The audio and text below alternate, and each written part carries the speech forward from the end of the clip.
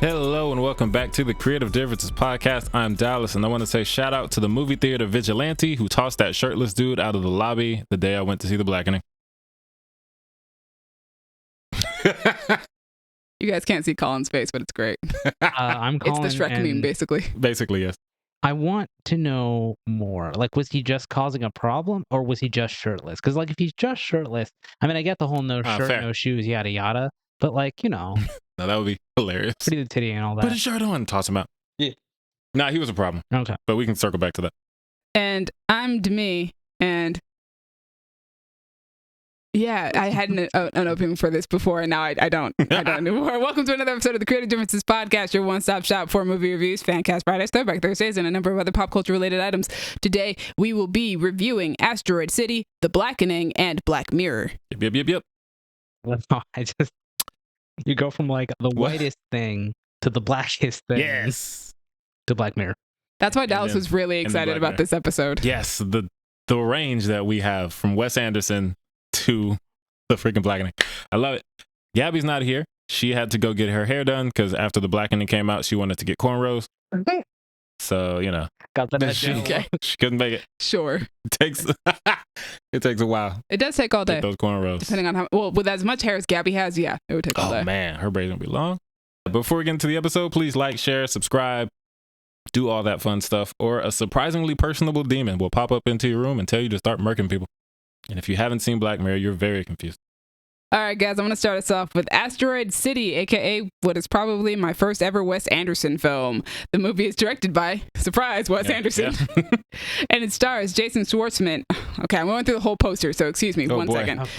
Bear with me. It stars Jason Schwartzman, Scarlett Johansson, Tom Hanks, Jeffrey Wright, Tilda Swinton, Bryan Cranston, Edward Norton, Adrian Brody, Liev Schreiber, Hope Davis, Stephen Park, Rupert Friend, Maya Hawke, Steve Carell, Matt Dillon, Hong Chow, Willem Dafoe, Margot Robbie, Tony Revolori, Jake Ryan, and Jeff Goldblum. And the IMDb summary is following a writer on his world-famous fictional play about a grieving father who travels with his tech-obsessed family to small rural Asteroid City to compete in a junior stargazing event, only to have his worldview disrupted forever.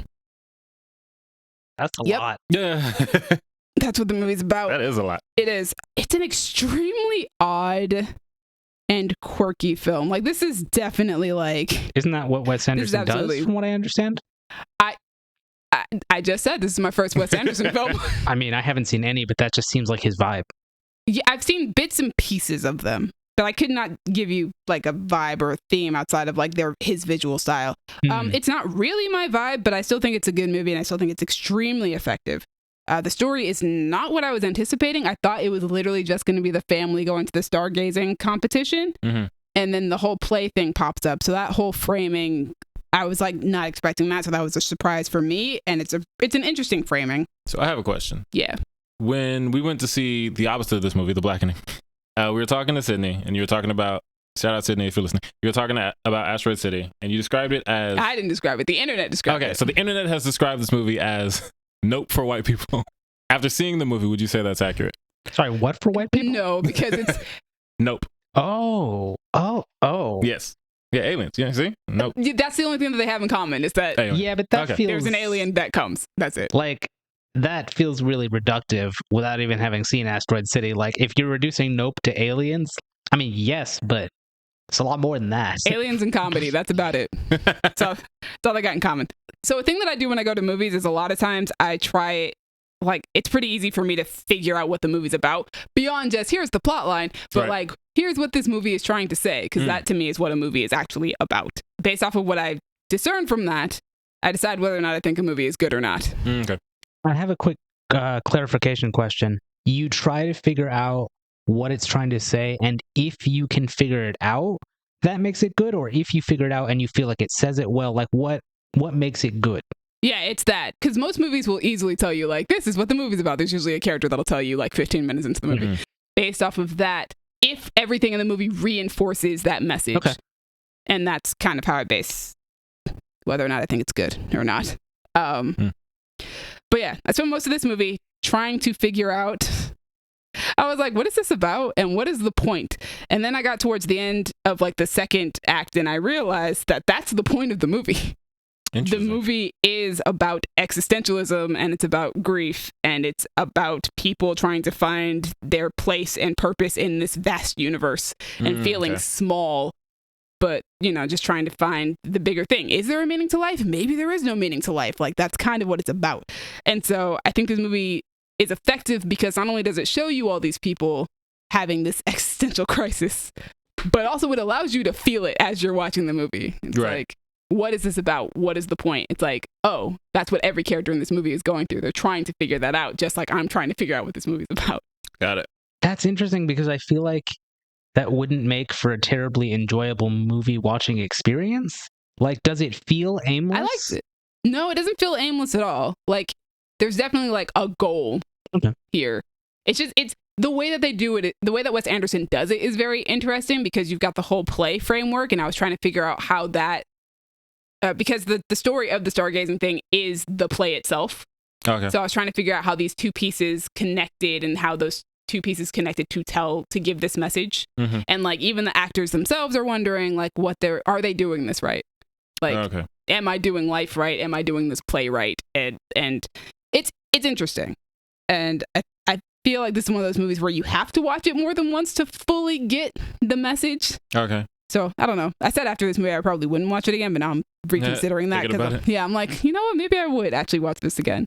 But yeah, the jokes were hit or miss for me, mostly because I think this type of humor doesn't really appeal to me. But someone in the audience was laughing off. So I mean, I feel like Wes Anderson has a very devoted group of fans who is like, yo, Wes Anderson got a joint out? Hello, I'm there day one, let's go. That makes sense. That was that person who was laughing in the back of the theater for sure. But yeah, the cast does an amazing job.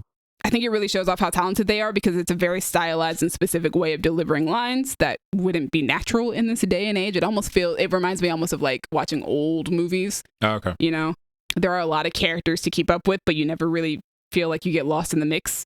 Some characters are more fleshed out than others, but they're all connected through that existentialism and that shared experience of, hey guys, we saw an alien, and we're here for this stargazing competition. Jason Schwartzman and Scarlett Johansson in particular play off of each other very, very well. I think it's great to see Scarlett Johansson outside of like big blockbuster movies because I think sometimes people forget how much range she does have as an actress. Yeah. She's an extraordinary actress. She's extremely talented. And so, like, yes, my favorite character of hers is Natasha Romanoff. Right. But I watch her in movies like Jojo Rabbit or Marriage Story or this, for instance, and I'm just like, yeah, you deserve Oscar nominations. Like, you're definitely a lot better than just superhero movies. It's nice that she's not typecast, that she can go from all these different things. Especially now. Yeah. I wish there was more of Tony Revolori, who was the person who I really wanted to see in this movie, because I am now supporting the Willow cast in just about everything that they do. So he was my tipping point to seeing this. But it was very cool to see why he had to shave halfway through shooting Willow. That was fun. Right.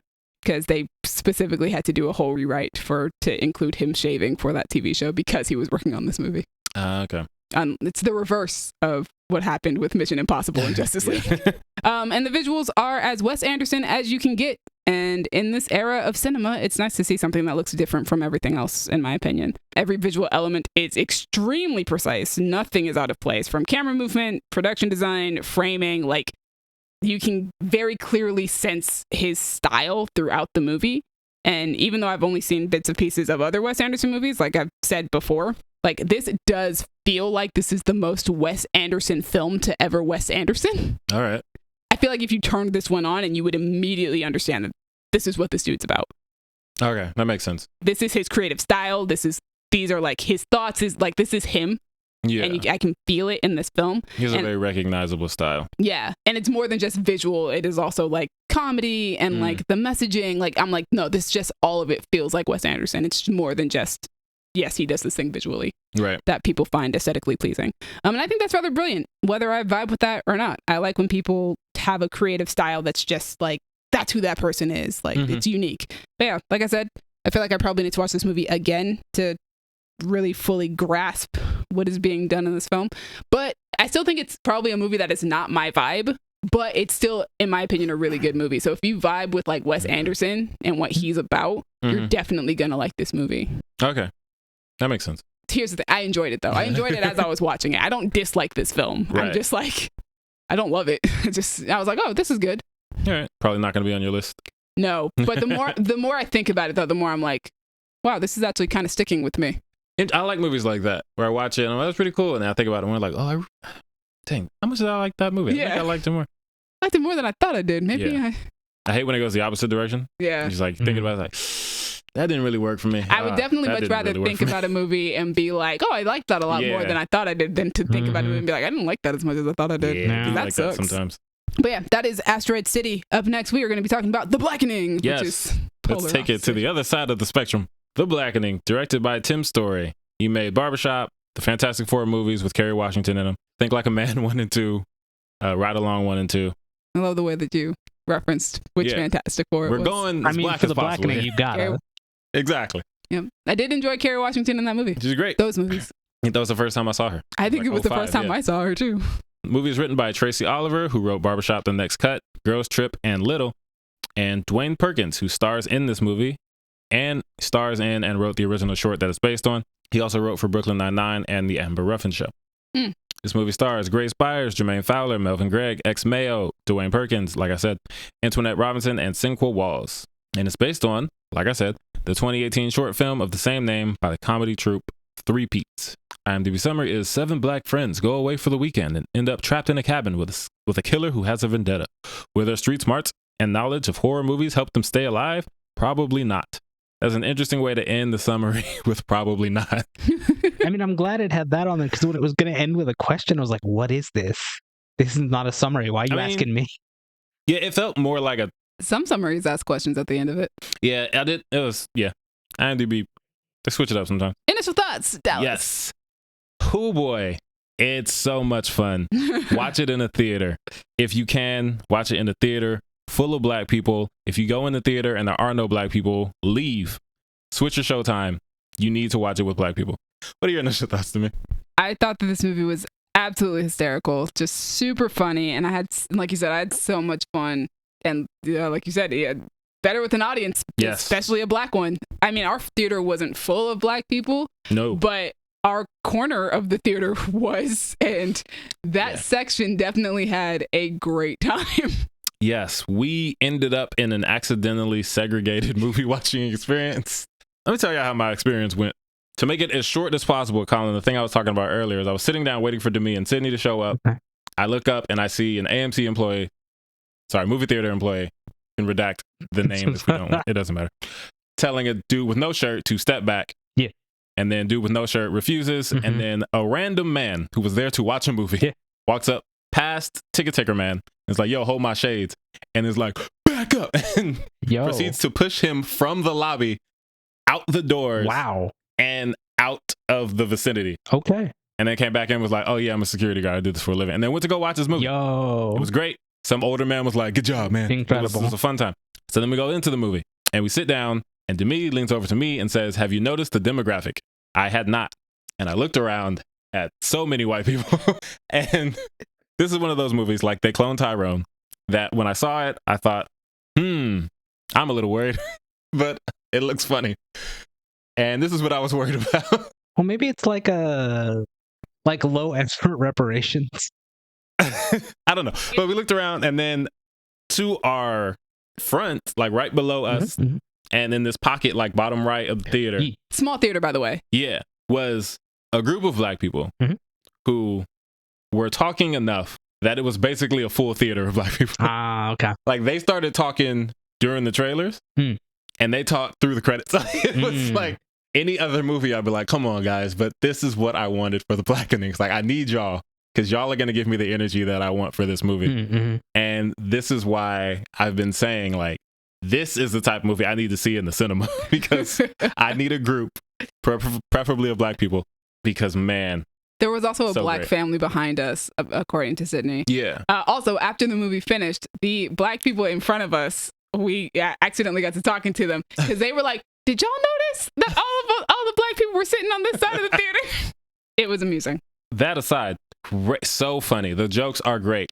It's funny because you were talking about how you like Wes Anderson because in this era of cinema, it's nice to see something that looks different than everything else. And in this era of cinema, I like to see black movies that make jokes beyond the white people do this, black people do that.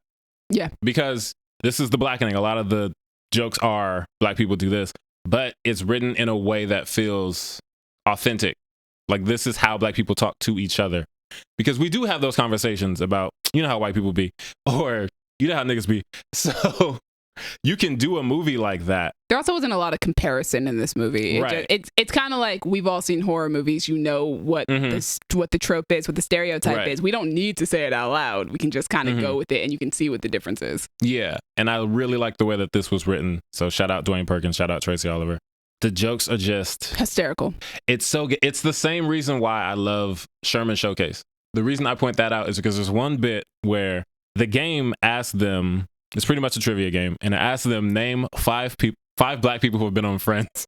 And they all go through this motion of, well, I don't watch that, but I do know that so-and-so was on it. And then over the course of the scene, we realize one of them is just like, so y'all watch Friends then?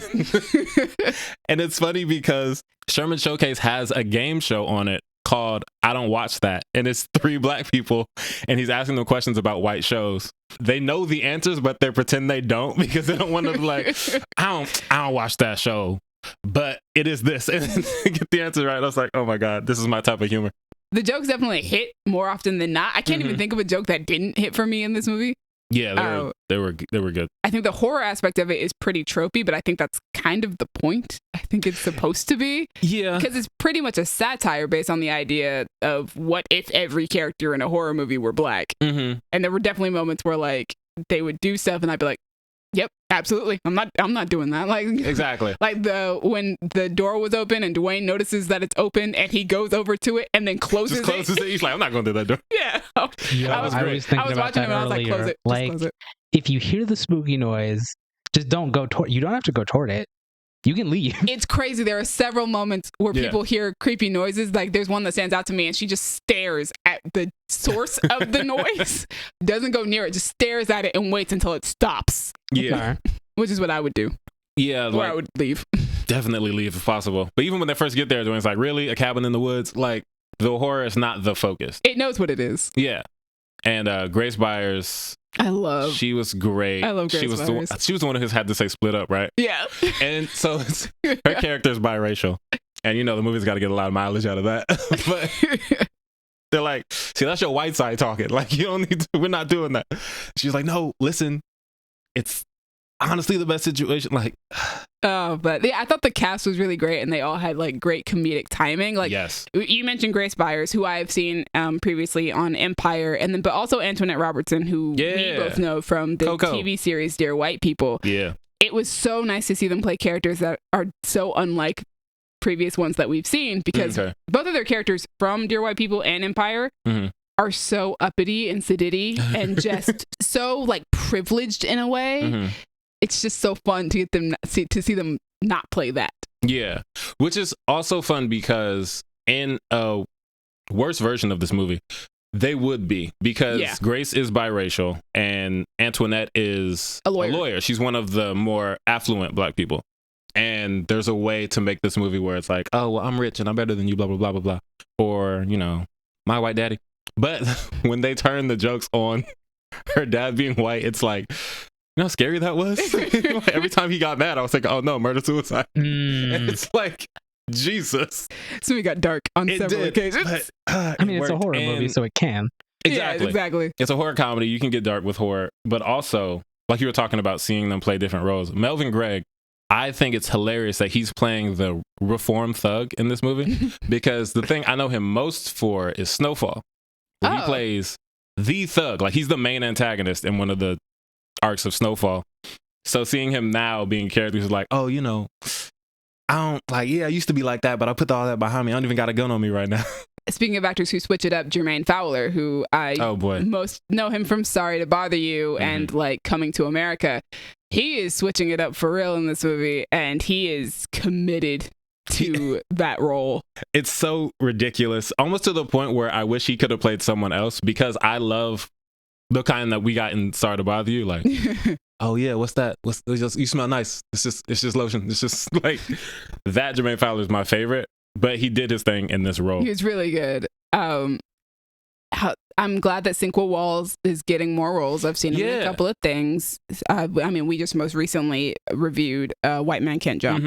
And I was glad he got to be more comedic and laid back in this one. Yeah. And I love the one conversation he has outside with Melvin Gray's character. I was like, I could watch this all day because they actually felt like friends. Like, that's my favorite. That's the joke from the trailer that made me want to watch this movie is he's still a slave to the white man. Y'all gonna stop calling my wife the white man. Like, I love that. And I was like, oh, this feels real. This feels like a real. They felt like real friends, all of them. Yeah. All 7 of them. This was my first time seeing Melvin Gregg and Dwayne Perkins in anything. I hadn't seen Dwayne Perkins. They're both really hysterical in this movie. Ex-Mayo is apparently in The Farewell. I'm not gonna count that as my first time saying her though, because I have no memory of that. Right. I'm gonna count this time, and there's a black person in The Farewell. I don't remember that, but I guess so. I'll believe you. I looked up Ex-Mayo after the movie, and I was like, The Farewell. But she's hilarious. She's hysterical. Like I said, they're all really, really good in this movie, and they do actually legitimately feel like they've been friends for a very long time. Also, shout out to Yvonne Orji and Jay Farrow, because both of them are also hilarious. They're not in this movie a lot, but when they are hysterical. Also, they have one of my favorite jokes that is the most meta that the movie gets toward the beginning. Yeah. And I love it. It's so good. But it's a good movie. Also, I like that the theme of the movie was not exactly what I thought it was going to be. Okay. And I will leave it at that, because anything else is a spoiler. Got you. That's fair. Yeah, it came around at the end. I was like, oh, this is okay. We're doing that. Yeah. That's one of my favorite Jermaine Fowler moments. But yeah, it was good. They did some interesting things with the visuals that I like the Adderall scene when it's like Adderall and it gives the definition and everything like that. I was like, okay, we're getting some interesting things here I didn't expect. When they were doing the math about Nas's song One Mic. Yes. And Cinco Wall starts doing it. It's like, all right, so 2 16 Glocks, that's 32. And then it's like, okay, this is fun. I like this a lot. It's just a good time. It's so much fun. And I'm glad we saw it in a theater, because the experience wouldn't have been the same. Yes, like people cheering for the second verse of the Negro National Anthem. Everybody singing, that's the best. O'Reilly's. That's what made me so happy about seeing this with the crowd that we did. I was telling Kayla about that today. Like, Colin, there's a part where, for some reason, they sing the O'Reilly parts jingle, and O'Reilly. Yeah. And then everyone in the movie and in the audience that we were watching with said auto parts. And it was just this delightful communal experience. This is what the movies are for. Yes. I was like, this is great. Oh, man. The Sister Act 2 reference. There are so many great moments, man. So good. Even if it had just been the 2 of us watching this movie, it still would not have been the same. Right. Like, this is the movie you need a crowd for. Shout out to all our people. This is what cinema was made for. It is. This is what cinema was made for. Yeah. This is cinema. But yeah, we should move on to Black Mirror. Yes. Let's get weird. A different type of horror and a different type of black. Yes. Very different kind of dark. All right, Black Mirror is created by Charlie Brooker. He also wrote every episode this season. And writes almost every other episode of every other season. Pretty much, yes. Demon 79 is written by Charlie and Bisha K. Ali, who made Miss Marvel. Oh, hey. Dope. Yeah. I kept seeing her name in the credits as like producer this, something that. And then I saw her for Demon 79. She actually wrote it. She has a thing with demons because, I guess technically they're not demons in Miss Marvel. They were Jinn. Yeah, there's like but even then they weren't actual Jinn. Oh, yeah. Yeah. She got a thing. Shout out Bisha. This season stars a lot of people. Andy Murphy, Samuel Blanken, Aaron Paul, Zazie Beetz, Anja Vassan, features everybody and their mama. I just wanted to rattle off the protagonists of each episode, but everybody's in it. And the summary is an anthology series exploring a twisted high-tech multiverse where humanity's greatest innovations and darkest instincts collide. Also sometimes a demon. Also sometimes no. So that's one thing I want to talk about. It's a conversation that I think I've had with you off mic. I know I had it with Jesse recently about episodes that don't really feel like Black Mirror. That was me and you. We talked about I was thinking about that. Yeah, we talked about how episode 2 isn't really technology based. It just feels like something that could happen. Yeah. Well, it's like the technology isn't Like, It you could argue exists. that a piece of technology is the central, like, is the thing around which the story revolves, Mhm. but we don't necessarily know that, and then it's like it could have easily been a book, and it would have worked the same way. Like, you don't need the technology to be what it is in that one, and I kind of feel the same way about the 5th episode. Like, what was the tech in that one? Yeah, That's just the a fifth magic is one. wild. Which is why I think that they didn't. Well, I guess that's why it has a separate... Yeah, it's a Red Mirror episode. It's not a Black Mirror episode.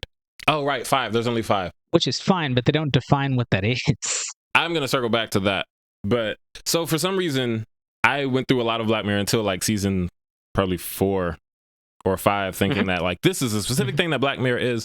And I always thought of it as sci-fi that gets super bleak. I think most of us do. Like, you know, sometimes not Well, super that's bleak. kind of how I've always heard it described. But that's the interesting thing is that it's not always that, because the first one, the pig one, is not sci-fi. The show is more about examining technology and our relation to it sometimes. The more memorable things that they do are like, oh, I have this thing in my head that lets me block people in real life, so they just turn into static. Right. Or I have this thing that I can see my memories through, or I can shrink a person and put them in a teddy bear. And those are the ones that's like, yo, Black Mirror is crazy. But like they started with, everyone is so focused on this media scandal, and that's just regular TV. Yeah, but to be fair, the first episode of Black Mirror, I always recommend. I'm like, that's not the best one. Definitely not the best, but it is an interesting way to realize that Black Mirror's always kind of been like this. They've always had their sci-fi and their not sci-fi. It's just like they're rarely ever not sci-fi. Yeah, there's not a whole lot of them, and they're usually not supernatural, but this one took some turns toward the end of the season. Red Mirror. But yeah, this season, good season. It is Black Mirror. It came back. It came back strong. I'm not going to deny that. I really thought all the episodes were good actually this season. There wasn't an episode that I didn't I don't know, episode 2 of this season, I can't do it again. That was real bleak. Lock Henry. Super bleak. That one was like, that's like a good episode of TV. Yeah. But also it was so much for me emotionally that I was like, I can't do that again. Like, that one, I think, as far as until I got to Demon 79, which turned out to be my favorite, just in terms of like, for me getting the quality of the TV, Lock Henry was the best for me until I finished the season. But man, it's wild. I liked Beyond the Sea. That is horribly bleak. Yeah. But it was. You talk about Lock Henry and then you're, Beyond the Sea. But that's a sci-fi bleak. Lock Henry is bleak and like this could have happened bleak, and I can't deal with that. Okay. That's a lot. I get that. But even then, like the way Beyond the Sea starts, the most messed up thing that happens in the beginning is based on real things that happen. It is. But there's the sci-fi. There's the sci-fi aspect of it though. Okay. I can't get into too much detail. But they weren't all robots. But to be fair, I think Kate Mara is the one who makes that episode for me. I just like her character so much. She is a light in the bleakness of Beyond the Sea. So much so. She could have been a hussy, and she wasn't. But also, I think Joan is Awful, though, might be my favorite. That was an interesting one because I feel like I need to talk to Charlie about how he orders these episodes, because there's no way Lock Henry should have followed Joan is Awful. Like, there's no way that you can give me Joan is Awful, and I'm like, okay. And while watching, I was like, this is cool. What Colin said in the chat was like, I think what you said was, I'm into this, I'm not really into this, and then you're into it at the end or something like that? Yeah. It was some kind of roller coaster. That's kind of what it was. Yeah. And it had a similar trajectory. And I was like, okay, cool. That was funny. It was enjoyable. And then we got to Lock Henry, and I was like, whoa. Yeah, Joan is Awful, I think, was the best one for me because, like, that's kind of where my brain is right now with everything going on with streaming and the entertainment business in general. So, like, my feelings about all of that. And AI, of course, which is a huge button topic right now. Yeah. And also, it was funny. It was absurd at certain moments. Like, there were certain moments I was like, I for sure wouldn't be doing that. But I also really liked the cast in that episode, too. Really good cast. Andy Murphy is so funny. Wunmi. Wasn't Kate Blanchett in there for like 2 seconds? Kate Blanchett's in there. Yeah. Michael Cera, like Rob, Sugar Bear from Deadpool 2. Ben Barnes, like they just kept throwing people in. Yeah. Io. Yes, Io, who is having a year. Yeah. I feel like if there's a such thing as too meta, that's what Joan is Awful is. It's for me, I don't really have a meta threshold, but if I did, it came close. It was getting there. I was like, wait a minute, what are we doing? I think that's why I also really enjoyed it. I was like, oh, we're so meta at this point, it doesn't matter. Ridiculous. It was like beyond the end of She-Hulk meta. I love but it. had very similar vibes toward the end of the episode. Insane. But to clarify Red Mirror, because I had to look it up, because I was like, yo, what is this? I found this thing. There's an article referring to an interview that Charlie Brooker did, and the quote is, "The Red Mirror label presents the Black Mirror creator with an unique opportunity to expand the series beyond the restrictions of the existing series into horror storytelling that can narratively surpass the more grounded parameters of science fiction." So, I don't know, man, So because fantasy. Maisie Day certainly should have been. and I was thinking about that I was going to too, say that one because takes a hard left. Maisie Day and Demon 79 are very different from your usual Black Mirror. I saw someone, I think on Serialized, which is the letterbox for TV. Y'all should get on there because I am alone. And they described Maisie Day as it felt more Cabinet of Curiosities than Black Mirror. Mm. And that's honestly how Yeah. I would describe Demon 79, because at least Maisie Day has this commentary about the paparazzi, Yeah. the media, how terrible they are to these celebrities and what they do and blah, blah, blah. And I could make an argument for the reason why that takes a left turn the way it does is because the whole idea is that they spend so much time dehumanizing this person Mm-hmm. that then they are no longer human. And Right. That's like And the you get point of the a story. who's really the monster here? Yeah. Demon 79 is just like a Faustian. If I watched that not knowing what I was watching, I'd be like, this isn't Black Mirror. This is Cabinet of Curiosities. That was a good episode, though. Really good. Really like Demon the guy who 79 played- was I fantastic. really like the guy who played the demon. Yeah, I had his name. I gotta find it. But I like everybody in that one. It was really good. The demon Papa Esidu? yeah, that's his name. And the woman Anjana Vasan. Anjana Vasan. They're both fantastic. This is my favorite demon portrayal, I think. He's so personable. He's so funny. She's just sitting there going through it. She's like, I'm a crazy person. He's like, you're not crazy. She's like, well, it's like, I killed someone. It's like, I'm a killer. It's like, yeah, but you're not a crazy one. It's like, I love him. He's great. That was a fun one. Colin, as sort of the newcomer to Black Mirror, what were your thoughts on this season? Yo, it felt like I was watching a different show or living in a different world in which Black Mirror could consistently be good, and it was amazing. I was so pleased, like, because I watched the first, what is this, season 5? This is Season 6. 6. I watched the first 5 seasons, like I binged them, and man, the quality went from to it's okay to okay, but it never got like, oh, I love this. Interesting. Black Mirror to me, I think, does an interesting thing with its episodes where it sets up a cool premise and then doesn't do enough with it, so that by the end of it, I'm left going, well, I still have a lot of questions that, yeah, they don't need to be answered, but it makes me question the world that you've built. Okay. And I feel like these episodes didn't have as much of that, or if they did, maybe I didn't mind it because the stories were good. I don't know, but it's just like, I don't know. This was a much better experience. Like if this is what Black Mirror had been from the jump, I think it wouldn't have taken me so long to finally like make myself watch it. Interesting. Because this slapped. There was some really, really good shit in it, and like even the episode, like Joan is Awful is my least favorite episode. Didn't really like it, and that's fine. Right. You know, but I could still see what it was doing. It was still fun. And by the time you go through it, that's what's funny is I made a ranking of the episodes and then realized that I didn't really need to do that because it turned out my ranking was just the episodes, but in reverse order. Right. So you like each one more than the as last. we kept going, it just got better. Which is great. We're such different people, and this is what we call this creative differences, because I still feel like those first 3 seasons are probably like the best of Black Mirror. Oh, I would strongly disagree. I think season 3 has some, but seasons 1 and 2 I do not think are good. Straight out.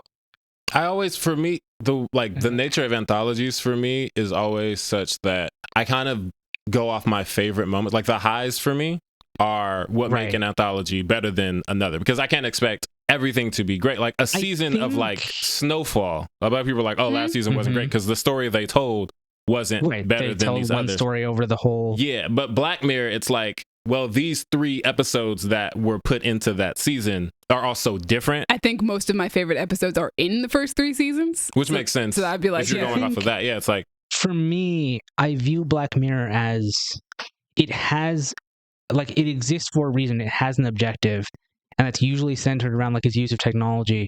So I view kind of the show as a collective of like, well, what are you trying to say here? What is this world trying to do? What point are you trying to make? And oftentimes I feel like it doesn't hit any kind of mark for me. Either it doesn't hit a mark or it's way too heavy-handed. There are exceptions, but it's just sometimes I'll watch an episode and go, yeah, but I don't. What was the what were you trying to say here, or like what was the point of this? Right. So I don't know. It's a weird experience for me because I feel like, you know, people. The thing that I hear about Black Mirror most of all is people. Anything happens with any kind of technology, and people go, "Oh my God, we're living in Black Mirror," and it's like, nah. I mean, there are certain episodes that are very close to reality. Like, I remember when Nosedive came out, and I was like, we're not too far from that. Yeah, and then the one with the metal dog. Oh, God. Like, that's this. We're here already. And there was the episode, the president episode, I think it was. Yeah, that happened. Oh. Yeah, Trump's goofy ass. But yeah, I'm glad you like the season. I like the season. Like Demi said, there are none in this season that I dislike. Had certain highs. Demon 79, fantastic. Basically a movie, and a weird one at that. The reason I wanted to define Red Mirror as what I pretty much thought it was from the trailer, I was like, okay, Red Mirror is going to be their more horror leaning they made it very clear that they were like, this is very different from what we usually do. Like, look at this, Red Mirror, which is after seeing Demon 79, this is not a full-on piece of evidence toward your horror allegations, Colin, because Demon 79 is not scary. But I don't know. I think Maisie Day also kind of. Maisie Day it leans in that it's kind of like if you put a certain thing into this thing, people are going to say it's horror regardless of like what it is. Because the end is horror. That I think is more. It becomes a horror movie. Maisie Day is a horror movie by the end of it. Yeah. I mean, you could argue that it's horror throughout. We're just viewing it through the lens of the antagonist to a certain extent.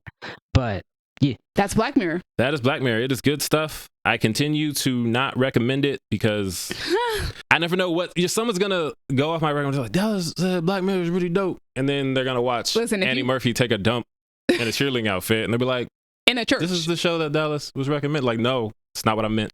See, that's the thing though, is that you can't take it based on moments. You have to put those moments in context, and then you can say, oh well, that was ridiculous, I didn't like it. But it's like, yeah, she's doing that for a reason, and you know why she's doing it when she does it. So it's like, it's still ridiculous, but it's not like, what the hell is this? This took a left turn. It's like, oh, this is a reaction to what is happening. I mean, there's just certain things I don't want in my shows, Colin. That's one of them. Oh, yeah. I was like, fair. You're wild for this. Also, sorry. Last thing I wanted to say is I thought that this whole season was just going to be them taking shots at Netflix, which I love. Because Jonah's Awful, they are going at Netflix. And then in Lock Henry, when we think the episode's going to be okay and not horrifying, there's a line where that guy y'all like, the big douchey bar. Colin likes. Yeah, that guy you like. He says, Daniel Portman? Sure. Podrick Payne. Go. That's the actor. Stewart. Yeah, Stewart. Yeah. He was like, what was that Netflix thing about the guy that killed women? And then P is like, maybe narrow that down. And it's like, yeah, Netflix, that's your brand. It's becoming your brand. Yeah. All right, let's move on to 10-minute takes. Colin, give us a quick 10-minute take, my guy. All right. So this is an interesting one because I know that I've seen these 10 minutes before, but I don't remember the context or anything. I think it was kind of evolved from, I think it was like someone talked about it on a podcast and then I watched like the first episode of a thing or something. I don't know. Anyway, I watched, again, I guess, the first 10 minutes of Chuck. What? And God, mostly it was just like, okay, yes, I did start my day watching a movie that was made in 1993, but watching shows from like 10, 15 years ago is just so wild. Before we made the technological transition to like HD and stuff. Yes. Yeah, you can see and it. It's like, oh my God, you can see it. And that's fine. But it's also like, okay, Chuck, it's about a guy who gets like this email from a dude and it's a bunch of like secret government information. Like, okay, tell me why the spy dude is using like an Apple II for some fucking reason. And then they cut to Chuck with a laptop playing Call of Duty. I'm like, what? Why are the spies behind on technology? Whatever. I don't know. It also just feels like a moment in time that we've just left behind of that sort of character who's like, he's a nerd and therefore no one likes him and he can't talk to anybody and he sucks. And I'm glad that we're not doing as much of that anymore because it sucks. It does feel very much like a moment in time of like, yep, we were doing a lot of that. It is, but he works for the Geek Squad and he can't talk to anybody and he doesn't quite work for the Geek Squad. I mean, he does by a different name. Yeah. It's same thing, but due to legal reasons, we can't actually call it the Geek Squad or Best Buy. Yeah.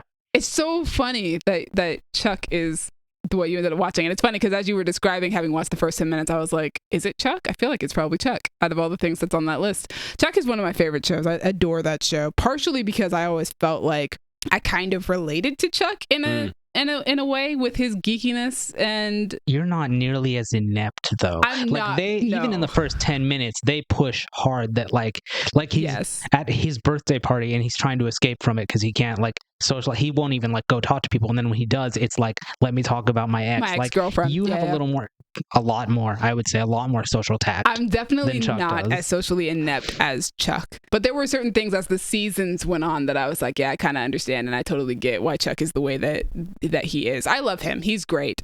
He's not my favorite character because Sarah exists, and Sarah Walker's the coolest. Yvonne Strahovski, that's when I became a fan of Yvonne Strahovski, was when I watched that show. Right. But yeah, you can definitely see, like, yeah, it is a moment in time. That is a period of time where shows like that were just like, that was the thing. And the look of the show too. Every so often I go back to rewatch Chuck. I think I own the first 2 seasons on Blu-ray, I think. Mm-hmm.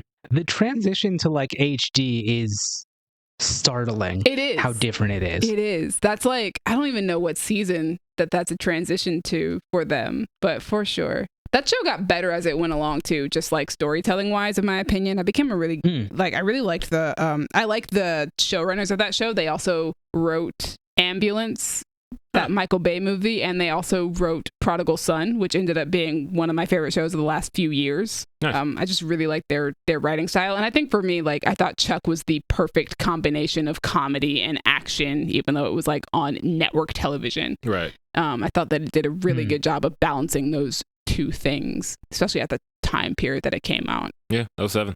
Yeah, constantly fighting for new seasons too. Every single time, like every season, they were fighting for the next season. Well, they did a much better job than any TV show that's on streaming. Chuck at least got 5 seasons. Like, well, this was back when you could allow that. Well, this is also back when like fans could actually save a show that they loved. See that? Oh my God, it makes me so sad. Like, I just saw, we'll probably talk about this in a bit, but a petition for a show that got canceled to be like, oh, let's sign this petition. Let's try to, like, I love y'all. I don't think it's going to do anything. I've seen a lot of those, so much more in the past few years. And like, I know that they don't work, but man, it's just like, there's always that like hope that maybe, just maybe. But like, yeah, when Chuck was on, that would have worked because Chuck was on the bubble consistently of being canceled all the way until it ended in season 5. But it got 5 seasons. Yeah. And nowadays you can barely get 1 or 2. Honestly, that's the thing, right? Like, even when I brought the show up on my TV and it said 5 seasons, I was like, oh, yep, this is older because it has 5 seasons. Like, what? We made it. Stranger Things has 5 seasons. You know, Black Mirror has 6. But there's not a lot now, I feel like, of shows that go that long. And they don't. How long are the seasons, Chuck? Oh, it was network television. So we're talking like 20. I have it pulled up. Yeah, it's about it differs every season though. That's the thing. I think the last season is the shortest one. So the first one and the last one are both 13. The second is 22, the third is 19, and the fourth is 24. Okay. Yeah. So okay. Yeah. I mean, that's a lot of episodes to get. It is a lot of episodes. That's more episodes than we'll ever get nowadays because streaming won't allow it. Right. Unless you were like, you get 8 episodes in a season, you feel spoiled. Like, seriously, it's crazy that's what the TV landscape looks like. It's like, yo, bro, like, you have to watch it the weekend it comes out or you're probably not gonna get a renewal. So yeah, just like TV, watching TV was so different in 07. Like, I remember coming home from high school, just turning on the TV and boom, there's a show. It's not coming home, turning on the TV and be like, what service do I go to find the show I want to watch? Of watching TV, because how many people don't watch television shows on their televisions anymore? They watch it on a laptop or a tablet or a phone or whatever you have. And so it's like, yeah, that's the thing about Chuck to me, is more even than the show itself, was just the moment in time that it captures and represents is so interesting to look back on and then look at where we are now and go, what happened? Streaming. Like, things got worse. I would like shows that I like to survive and to not become lost media anymore because it's ridiculous. That we're gonna talk. I mean, I'm sure that's in the news section. I don't think it is in the news section. We're not gonna talk about it. I already went on my soapbox about it when Disney Plus did it. And like, I mean, you can get back on it.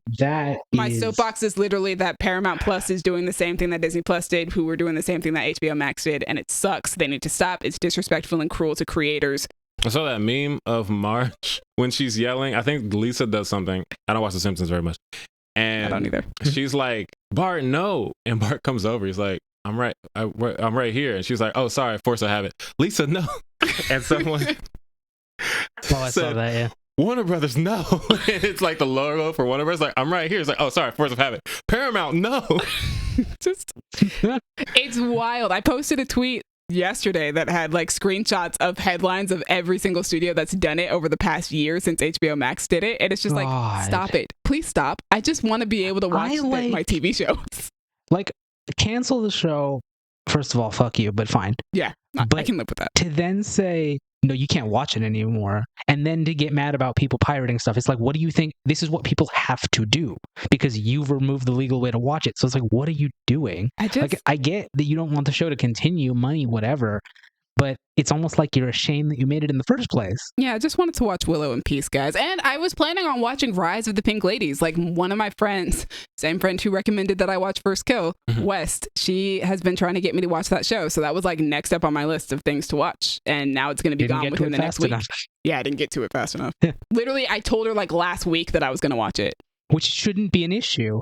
Like, it feels like it's setting an expectation of you have to watch the thing the moment it releases, and that's just not realistic.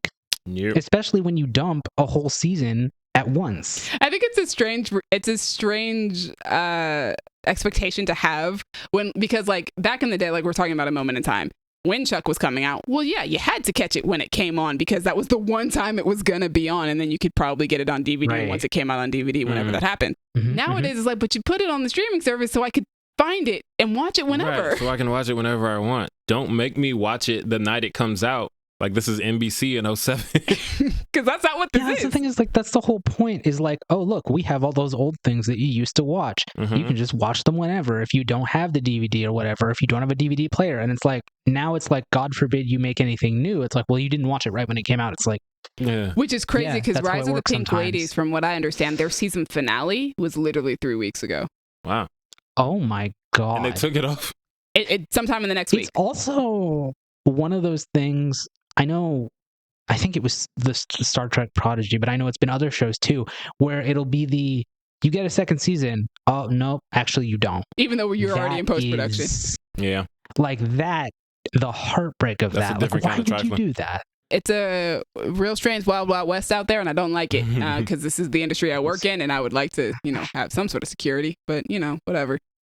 I understand that Hollywood is an insecure job to want, period. I've been aware of that my entire life, but wow, is it super insecure nowadays. You just got to get as many copies of your movies as you can get for yourself and just hoard them. I'm going to get like an agent and be like, in every single one of my contracts, I want there to be that I have to have a physical copy of every single thing that I make. Oh, definitely. Because this is wild. Well, to me, Amy Pascal would say, welcome to making a movie. Anyway, moving forward, Amy, what the hell? News and trailer tracking, guys. We've got so many trailers because we missed out on Tudum last week because we were recording before Tudum happened. Yes. So here's some Netflix for you. Let's get it. 3 Body Problem. Yo, oh my God. It took me, like, I was able to watch the trailer, but it took me a few seconds I was reeling from the effect of, from the creators of Game of Thrones, does not have the weight it might have had. It does not. A long time ago. Oh, now it almost makes me go, ooh, maybe I don't want to check it out. And I do, because I've heard 3 Body Problem is amazing as a book series. But to be fair, that came on the screen and I was like, oh, I'm so sorry. I know, yeah. The terror that struck through me. To be fair, though, most people would agree that Game of Thrones was at its best when they had the books as source material. So this is true. And 3 Body Problem is done. Yes. So they can adapt the trilogy and they don't have to veer off and do some weird shit. So I'm going to ask a question that I know I've asked before. Is Game of Thrones, is it just the last season that people were like... No. Some people would say the last each 3 season seasons corresponded to a book, and there were 5 books written. There are still 5 books out at the time. So they ran through the end of book 5 at the end of season 5. Right. So 6, 7, and 8, they had notes and knowledge, and George R. R. Martin had told them where the story was going and where he wanted certain things to end up that were sort of unchangeable. This is who ends up doing this. This is who ends up doing that. But the books didn't exist for 6, 7, and 8. Okay, because I always heard it was about 8 being the one that we was like, oh my god. Well, because 8 was the one where 8 is the most one people were like, whoa. Because even I think that Game of Thrones is at least good up until season 8, episode 3 or 4. Yeah, and I think that's what most of the... Because, you know, whether you watch Game of Thrones or not, you hear a lot about it. Yeah. So when I started to hear bad things about it was in the last season. Yeah, well, it's like, I think it loses some of its magic when they don't have the books, but it's not bad. Yeah, it's not bad. Season 8 was... So season 8, I think, was really compressed in terms of just everyone's ending has to happen in like 6 episodes, and we the audience don't understand why. Right. When you could have kept this show going for 10 more seasons and we would have watched it. And HBO would have gone with it. I think a lot of the endings that we got were just either we didn't like them or they didn't really make sense. They were undercooked. Or again, they felt really rushed. Like, I think that was the season, and that's the thing is, right, it's talking about sticking the landing. And this was the thing that everything had been building to, and then the season sucked, and it was like, oh, womp womp. You did such a good build, and then you crashed the plane. You fumbled the ball at the touchdown line. But 3-body problem, maybe not. Yeah, I'm gonna watch it. Asa Gonzalez is in it. She is. Talked about how much of a fan I am of hers on this podcast. She's barely in this trailer, but I know that she spent months filming this show. So I will watch it. And also, I'm curious as to what it's even about, because this trailer told me nothing. I have the books, and I have friends who've read them and said they're excellent. I just haven't gotten to them yet. I hear that it's an amazing book. Yeah, I'll wait and see the television show and see what happens, and have hope that it will turn out good. Just don't get as invested, and you'll be fine. Yeah, speaking of Game of Thrones, shout out to Emilia Clarke, who is on Secret Invasion now, and she's killing it so far, based off of 1 episode. Speaking of adaptations that I don't think any of us are invested in. No. One Piece. One Piece is getting a Netflix thing. How to say? So, this trailer looks like they said, this is the story of One Piece. All of what makes it One Piece, we're just not gonna do. Like, One Piece is borders on stupid half the time with its humor. It's ridiculous. I mean, it's just ridiculous. And this trailer does not... Even Buggy. Like, Buggy looks like a dude who's dressed as a clown, and that's fine, but are they going to do the bit where his limbs can separate? Are they going to make that happen? Or are they just going to be like, no, we're not going to do that? Like, I don't know. I mean, the old boy's arm is stretching. Yeah, so old boy does the Michael Jordan arm at the end of the movie. They do the gum thing, because, I mean, they got to do the gum thing, but they could very easily... Do you know how many devil fruits are out there? There's like thousands. So many people have the weirdest abilities imaginable. The devil fruit is a thing. Devil fruit is a thing that you eat that gives you a power. In Luffy's case, stretching. Okay. And I don't know if it makes everyone who takes it unable to swim, or if that was just a him thing. But anyway, it gives you a power, and the powers range from I can stretch my limbs to I can pop my limbs off to I was fat and now I'm sexy and hot for some reason, to things that don't even make any logical sense, right? And this trailer gave me the vibe of, yeah, it's One Piece, but it's watered down. I don't know. And it makes me sad because One Piece's were ridiculous. I know nothing about One Piece. Same. So I remember you saying that in the chat. And then when I watched it, I looked over to me like, this is what Colin was saying isn't silly enough? Because it looks mad silly to me. Like, even when it starts, it's like, the seas are calling, and he's talking, and it looks like maybe the show is saying that he's silly. He is silly. Because the other two don't seem as silly. That's what it feels like, is that, like, he is ridiculous. And to a certain extent, there is some of that. Zoro is not as ridiculous. Sanji is not as ridiculous. But they're in this world that 100% is. And so I'm interested to see if that gets carried out through the show. Also, I'm just curious to see, how long is this show going to go?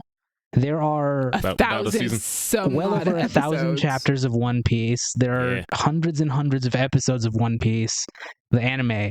So it's like, wow, are y'all going to cover?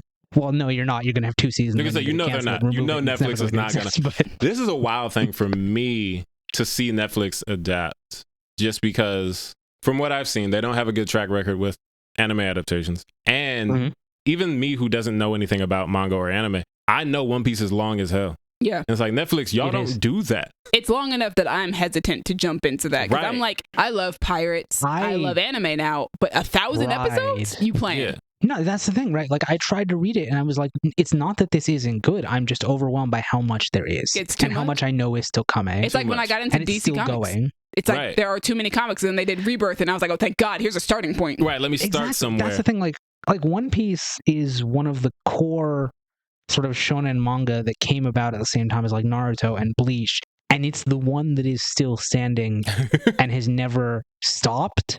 Like, Naruto ended, and then you had the sequel series, and like Bleach ended, and then you had a new movie, but One Piece is just, it's never stopped. It just keeps going. It's going to keep going until the sun burns out, and that's fine. It's going to outlive us all. You guys got to understand. Is Netflix willing to sign up for that? No, they're not. No. You guys must understand that piracy never stops. That's funny. Well, I love that. Well, it also doesn't stop when you have weird-ass powers that can make it keep going, and you also are, I don't know, the Navy kind of seems like they suck. There's that whole arc where they fight the Navy, and the Navy doesn't seem like they know what they're doing, so, you know. Like whatever. Rihanna fans?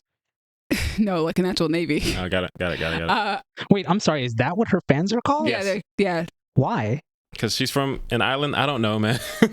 I don't know, man. I'm going to watch it. I'll check it out. I don't know if I'll watch the whole thing, but I will definitely check it out and see where it goes and see how interested I am, and maybe I'll be interested enough to keep going to the end of the season. And we'll see. Let me know if it gets into the, I don't want to say body horror because it's not presented as horror, but when you present it in live action, I don't know how you do that and not make it horrifying. Looked rather horrific on that trailer. Anyway, what's the next trailer? Keeping it going with Netflix, Rebel Moon, behind the scenes, first look. Okay, first off the jump, I think this might be the first time I've heard Zack Snyder speak, because I did not expect his voice to sound like that. Really? And it took me a minute. I was like, oh, he just sounds like a guy. What do you think he was going to sound like? I think like I expected more, something deeper or more gravel or something like, yeah, I'm making this fucking movie. It's gonna rock. And he's like, yeah, I've been planning this movie for 20 years and it's really cool and I'm gonna make it. It's gonna be fun. Like, that is Zack Snyder's personality. Okay, he seems like he's just a real cool dude, and I hear nothing but good things about him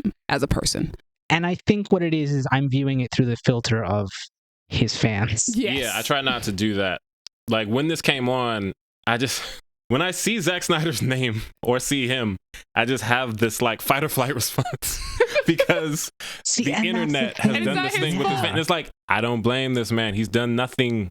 And he's from Pasadena. Shout out to Pasadena. Shout out Pasadena. Bruh, and like, I'm on Facebook and I keep scrolling past these groups that Facebook thinks I might like. That's basically, here's an essay about how the ending of The Flash, it was supposed to go this way, but they ruined Snyder's vision and they didn't do, and they wanted him for this, but then they didn't let him do it and blah, blah, blah. And it's like, what if we just calmed down? I want y'all to know that Snyder doesn't care anymore because he's working on this movie right now. That's what I'm saying. Go he's watch making this his movie. version of Star Wars, I think is what he's called this. He did. He said that this initially started off as an idea for a Star Wars movie, and then he decided to make it its own original thing, which, number one, yay for him. That's a great idea. I love when people do stuff like that. That's because awesome. You come up with really great things. Star Wars didn't start off as Star Wars. It was George Lucas wanted to make Flash Gordon and couldn't get the rights, so he made Star Wars instead. Steven Spielberg wanted to make a 007 movie, couldn't make 007, so he made Indiana Jones. So this feels like a similar thing, but also number two, I'm going to be honest with y'all, I really don't want Zack Snyder to make a Star Wars movie. Really? No. Why not? Based off of what we've heard about what this movie is and him coming out with two cuts, one being like family friendly and one being hardcore like cut. Yeah, I'm like, it's Star Wars, but the droids say fuck. Yeah, I don't want that. But okay. But the thing about Zack Snyder is I've always enjoyed his original movies far more than I've ever enjoyed anything that he's making an adaptation of. How many original movies has he done? Sucker Punch, that's it. No, that's not true. He did like Dawn of the Dead. No, wait, Dawn of the Dead was a remake. Yeah. That's a remake. He did Army of the Dead, which I think Watchmen is an adaptation. Oh, okay. Yeah. And then wasn't there like a spin-off of that or something? Or a sequel or for what? Army of the Dead? Yeah, Army of the Dead. Army of Thieves. Army of Thieves was the spin-off of that. Yeah, that's what I meant. Of Army of the Dead. That's what I was asking. And then there's Dawn of the Dead. Yeah. I love Sucker Punch. I know people say it's a bad movie. I haven't watched it in a few years, but when it came out, I was in love with that movie. I owned posters of every single character in that movie. It was my desktop on my computer for a really long time. Like, I was a Zack Snyder fan when Sucker Punch came out. I've always far preferred when he gets to do his original ideas more than when he's adapting something. So I'm far more interested in this than I am in watching him adapt something else. Which apparently, Sucker Punch might be the only thing, I guess, if we're counting Army of the Dead. Yeah. Which we should, right? Wow. That's original. I think so.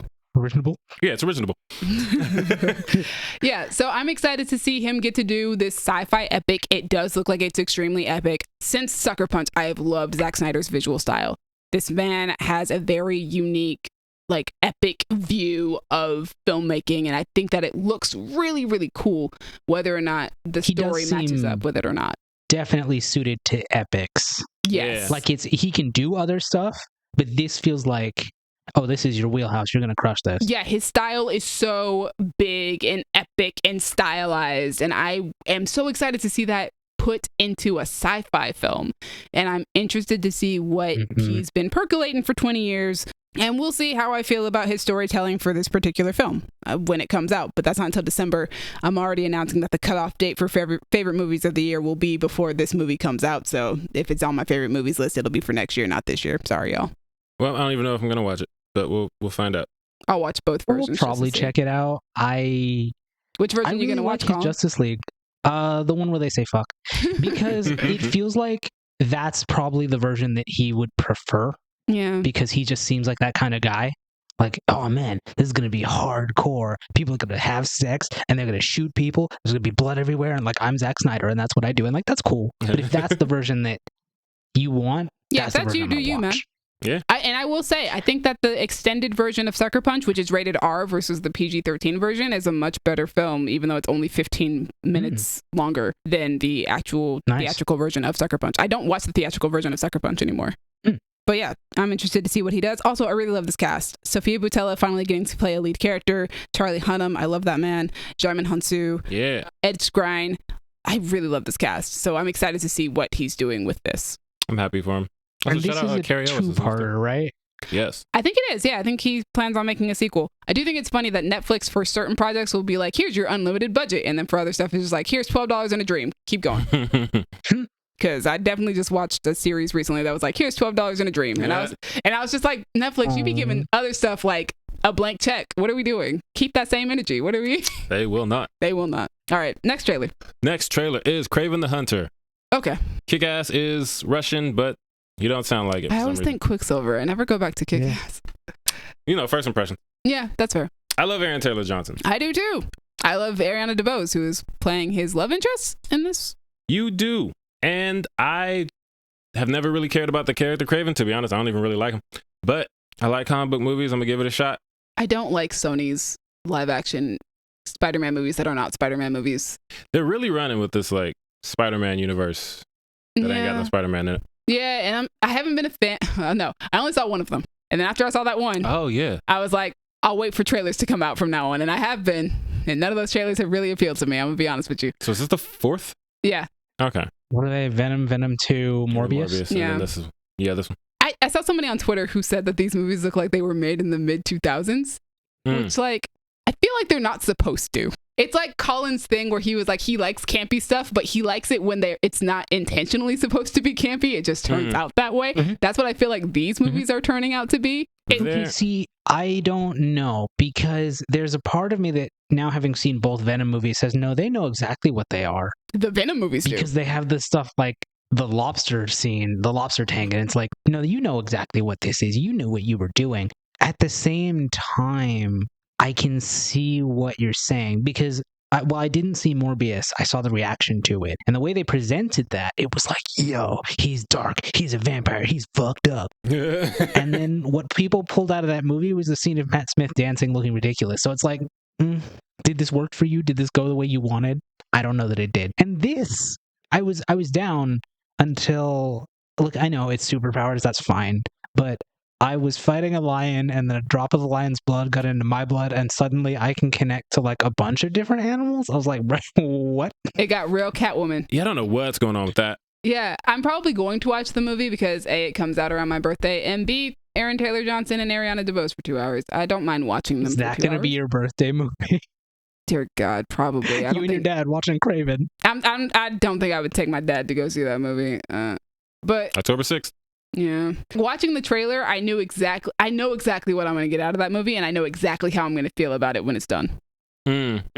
Yeah, I'm gonna watch it. I'm probably gonna come out feeling. It's like. Hmm? No, you can go ahead. Oh, I just like I went into Morbius and I was like, it's the same thing. I don't like the character Morbius. I came out thinking that wasn't great, but it wasn't super bad either. And like this that's one what at this is least gonna be. has an actor I really like.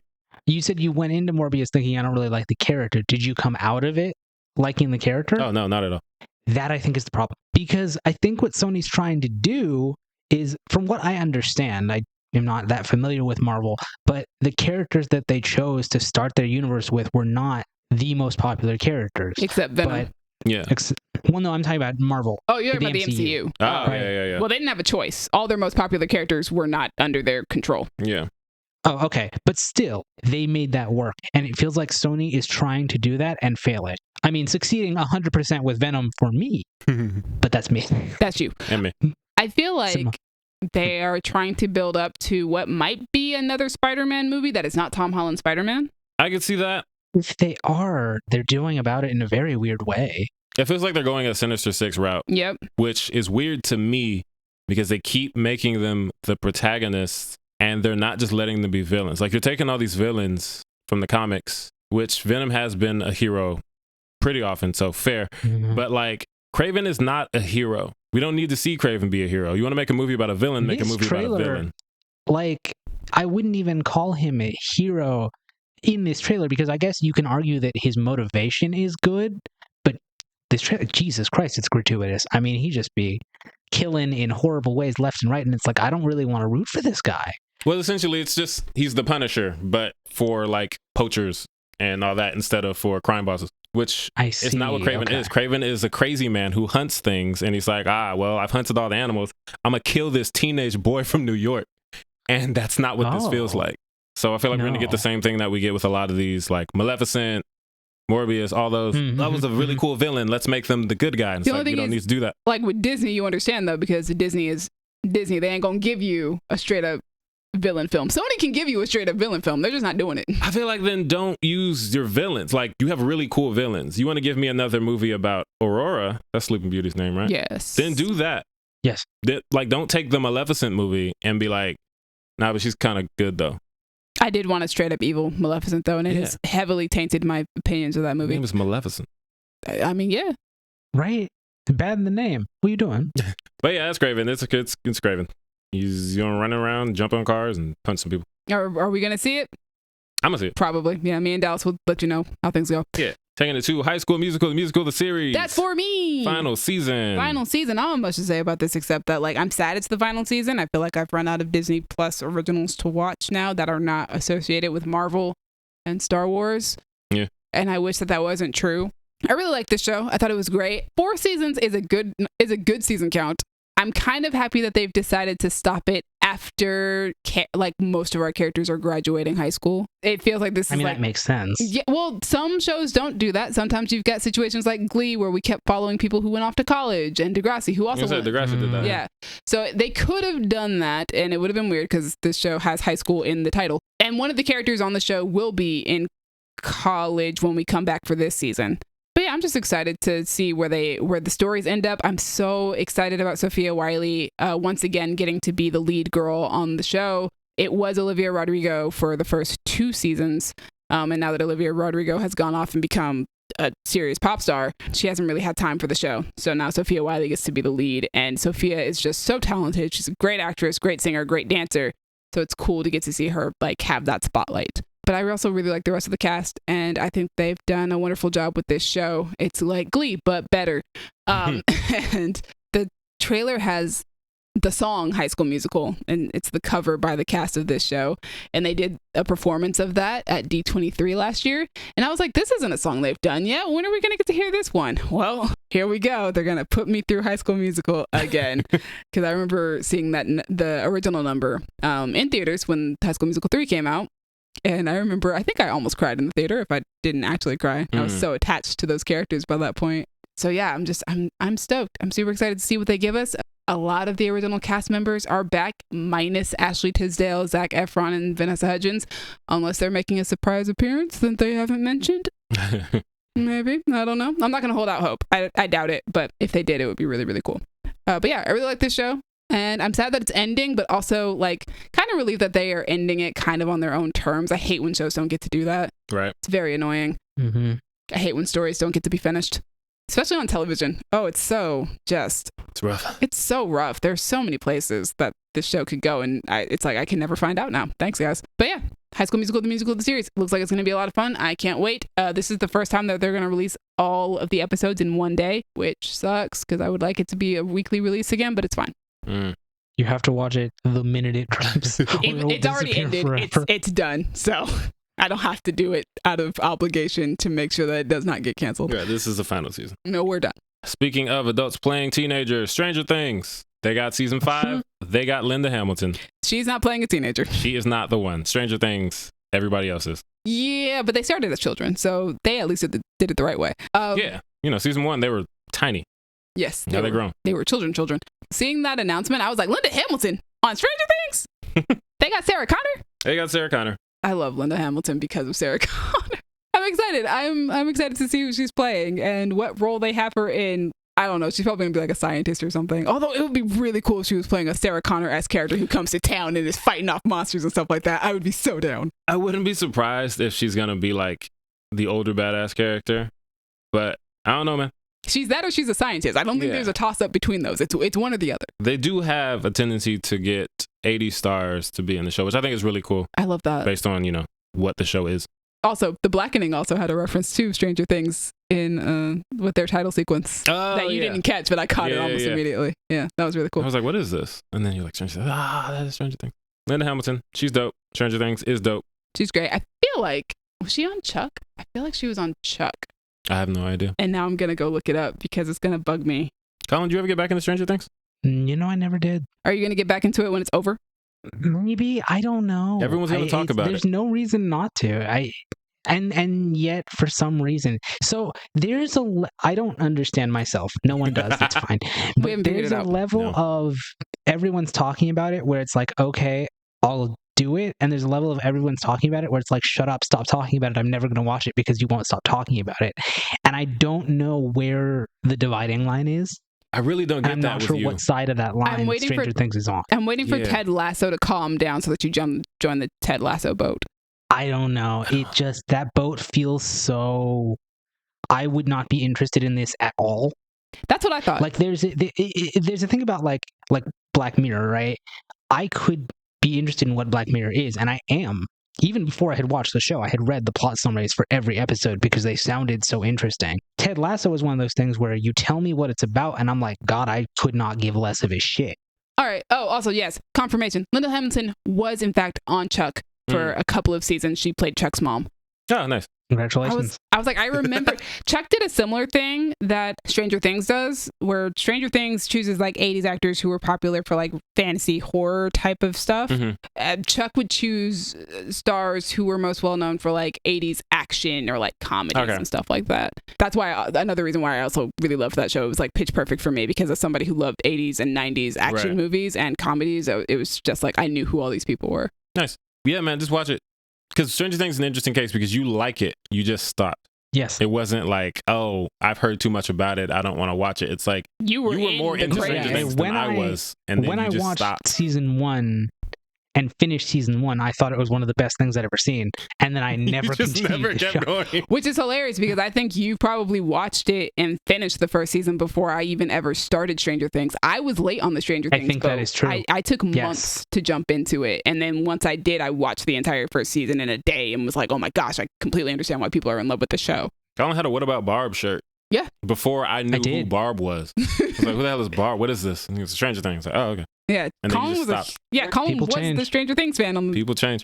People do. I don't know if you changed. I get into things when I get into things. I get out of things when I get out of things, and I don't understand it. I just vibe. Colin, please just go back to it once it's over and done with. It is hilarious to me that I am spending this weekend watching things, but nothing that came out, nothing that I could put on my list. Good Lord. All right, next piece of news. Yes, last piece of news. We got a first look at the live action Avatar: The Last Airbender, people. To my knowledge, there's no sign of June, so I was disappointed in that. But hey, she's not even the lead character, Mike. Were you expecting June, she's not going to show up in. Wait, is she in the first season? She's in the first season. She is. But did you expect June to get a character poster?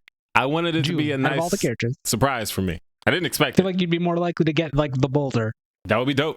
He doesn't even show up till season 2, I don't think. That's season 2 for sure, because that's when Toph shows up. Colin, you are a huge Avatar fan. You watched it way before me and Dallas ever did. Yes, this is true. And you've also said that you are not watching this TV show. What do you think This is true. of this first look? So, okay, it's hard because it is really, really hard for me to look at something that used to be animated going to live action and not think it is inherently inferior. That's just my viewpoint. That is kind of your it's vibe. just like, no, You're you just took it, prejudiced you made that it way. worse. I am. And God, don't want to say that out loud. Colin's prejudice. So Put it it's down. interesting I said that way. because I saw the posters, right? And I'm like, Aang, we chillin'. Zuko, we chillin'. I kind of wish the scar was bigger, but I get why it isn't. Sokka and Katara looked a little light to me, which is weird. They didn't just say, we don't care about casting the way M. Night Shyamalan did. I don't know. It looks like Avatar. I'm not going to say it doesn't. Does it look as enjoyable, as vibrant, as fun as the original to me? No, but it doesn't look wrong. I don't think I can make a judgment on that because they're just posing in front of sets. Yeah, these are some pictures.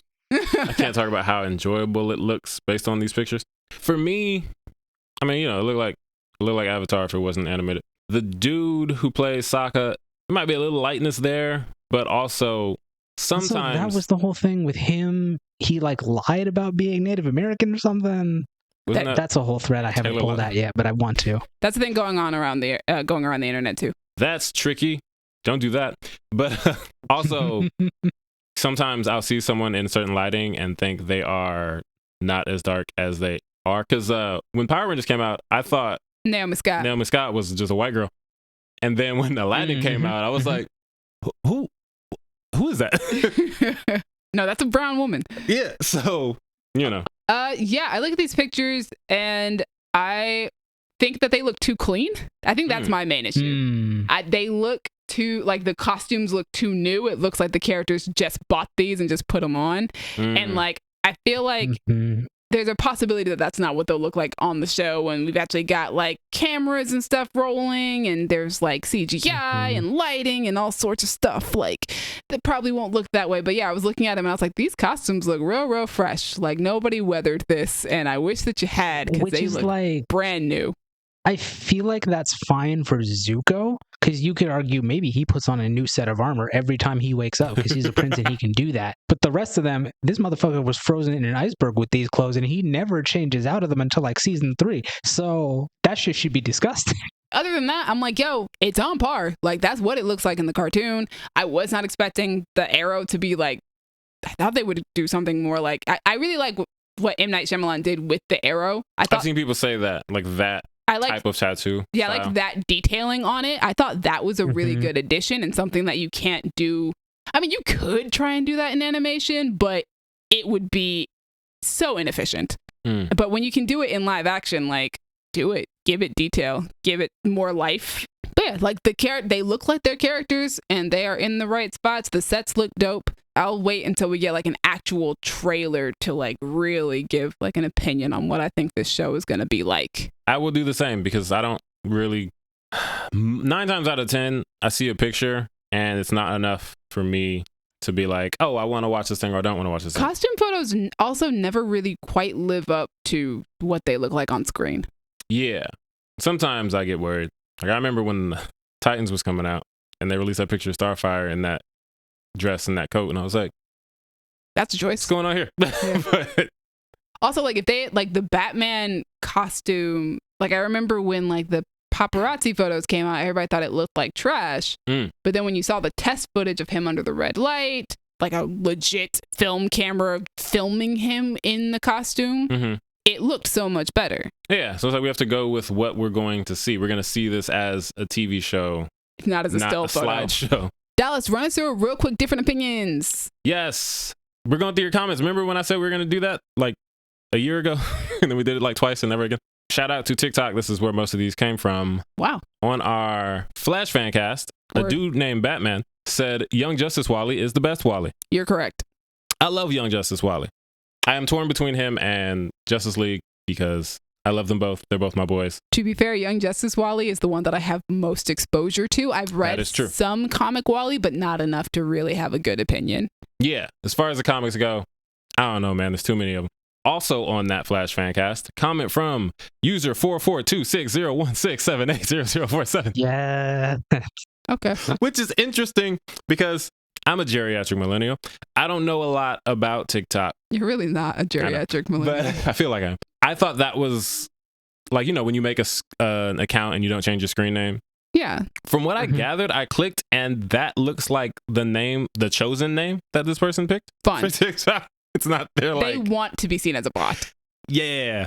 Which, cool. That's a choice, man. But user says, isn't Wallace West not canon since he's New 52? And to clarify that, when New 52 started, Black Wally West, who goes by Wallace or Ace now to avoid confusion. Oh, love that. Replaced Redhead Wally West, which is funny to me because redheaded people are always complaining about black people taking their roles. Like when Ariel happened, they're like, they're trying to erase us. But it's like, also, yeah, DC did this too. Hilarious. When Rebirth happened and they brought back Redhead Wally, yes, they established that these two characters are cousins. They are named after the same great-grandfather, Wallace West. Wallace Redhead goes by Wally. Wallace Black goes by Ace. So he is canon. I get why you'd be confused. He is canon. They both exist. They're cousins. Cool. Got that settled. Highly recommend that initial first issue of Rebirth. I loved that issue when I first read it. Dope. And on to our Flash review. A dude named Tim King Craw said, we were talking about how, you know, the movie's silly and Christina Hodson likes to let things be silly when they're silly, especially comic book movies. Comic books are silly.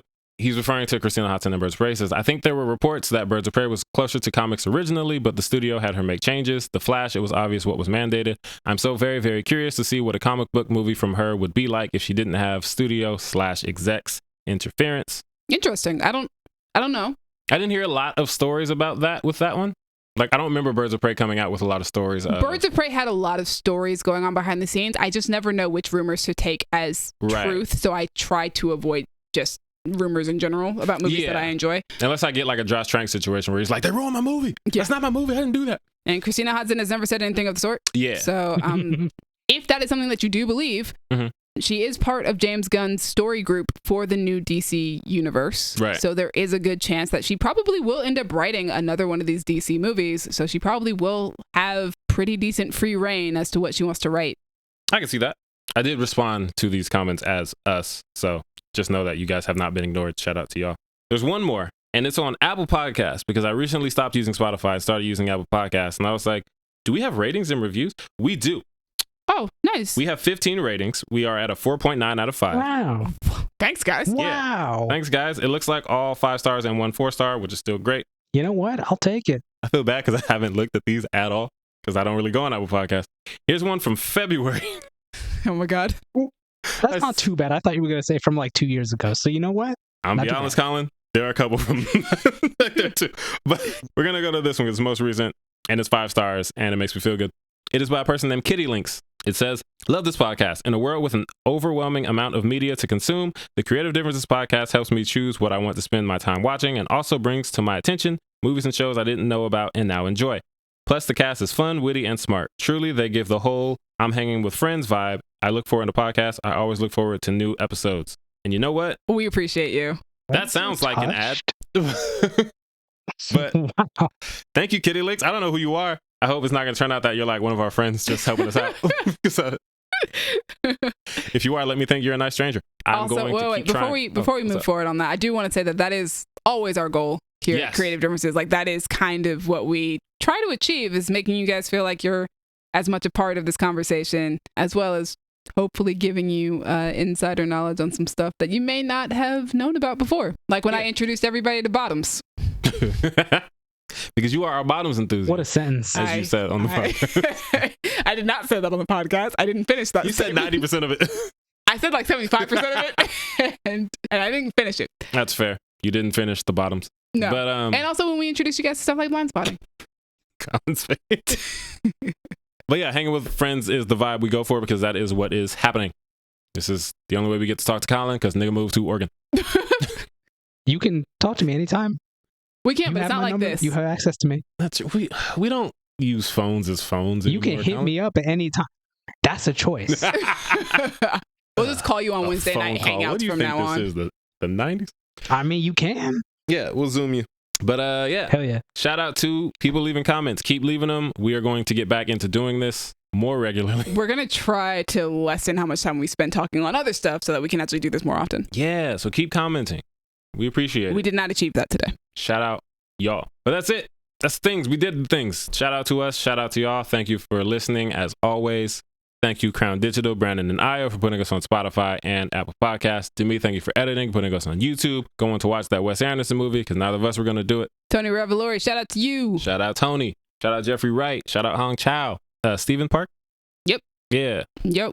And shout out all the white people. Scarlett Johansson and Margot Robbie. Yeah. Colin, thank you for your 10-minute take on Chuck and actually watching Black Mirror. I never thought I'd see the day I didn't either. until you did it. Ted Lasso's on the other side of the spectrum, and I'm wondering if that's going to that would be so funny. In like 7 years, Colin's going to hit us up one day like, I watched all of Ted Lasso, so it's pretty good. That would be hilarious. Audience, what y'all think of The Blackening, Asteroid City, and Black Mirror? Did you appreciate how we went from the blackest movie of the year to one of the least black movies of the year in reverse order? Let us know in the comments or hit us on Twitter at y'all_different, Instagram and Tumblr at Creative Differences Podcast, Facebook.com/Creative Differences PC, or TikTok at Creative Differences Pod. If you want to talk more about black cinema, find me on Twitter and or Instagram at the King Named Simba. I don't know. Talk to me more about live action adaptations of things and what your opinion on them is, because I'm very firm in mine, but I should probably hear other opinions. Hit me up on Twitter and Instagram at DuckMcGuck. Colin, you can just talk to me. I was like, we do that. If you guys, Yeah, but I know your opinion. That's fair. do you know my opinion about Disney live action movies? Not necessarily about all of them in general. All of them. Fair. If you guys want to talk to me about what did we talk about today? So much. The Blackening, Black Mirror, Asteroid Talk to City, her about Willow. Rebel Moon. Nah, if you guys want to talk to me about Chuck, I don't have a lot of people to talk about Chuck. Talk to me about Chuck. You guys can find me on Twitter and Instagram at Dreamy Films. Dreamy is spelled DREEMI. Thanks again for joining us. Tune in again next week. We will be giving you guys a review of, well, I will be giving you a review probably, of Indiana Jones and the Dial of Destiny. We were going to give you guys an Indiana Jones throwback. Sorry, our footage got erased from humanity, kind of like all those shows that the streaming services are getting rid of. Yeah. Paramount Plus was Not like, by nah. choice. No, we're not them. Yes, and keeping with black cinema, I will try to give you a review for I'm a Virgo. We'll find out if I can finish it by then. Ooh, Oh, okay. yeah, that is out. It's all 7 episodes. Yep. But yeah, also if you want to find Gabby, she's on Twitter at I Got Some Black in Me. Take that however I you don't want. like it. I don't. Take that however That you want. might be, for a number of reasons that I will not say on mic, one of the worst you've ever done. But also one of the best, right? I don't know, man. Yes. Thank you. That's all I needed. It's been different. It's been different. Bye. So Colin, I have a question for you. No, dog. I asked you because you didn't see The Blackening. So if a board game, let's say an evil one, Yes. asked you to determine Yeah. which of us, Demi or I, are the blackest, what would you say to the game? I'd say Dallas. Dallas. All right, It's you. I'm not saying that in the sense, I would hope that I could say that and then somehow find a way to not get you killed. I don't want Thank you you. to die. Appreciate that. But if it's a quotient, but then that feels weird because now we're getting into Octoroon and Blood Quantum and. I didn't expect you to even answer that, let alone as fast as you did. But hey, love that. Although being black is not a monolith, and we truly believe that here on this podcast. Yes, There are 3 of us who are very different. very different. Hey, different. It's been different. Also very glad that you didn't catch me on another splash zone this week. Not this week.